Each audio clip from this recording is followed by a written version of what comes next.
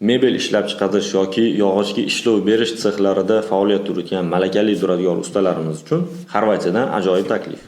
Xorvatiyadagi ushbu korxona yaxtalarning furnituralarini ishlab chiqarish, ularni o'rnatish yoki ziyon yetgan furnituralarni to'g'irlash va ta'mirlash bilan shug'ullanadi. Nima uchun aynan mebel ishlab chiqarish sohasida yoki yog'ochlarga ishlov berish sohasida ishlagan duradgorlarni ishga taklif qilyapmiz? Sababi aynan shu sohada ishlagan duradgorlar bir nechta kerakli bo'lgan stanoklar bilan ishlashni bilishadi.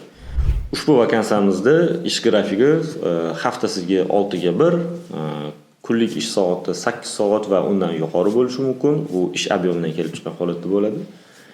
Boshlanishiga soatiga 6 yevrodan to'lashadi.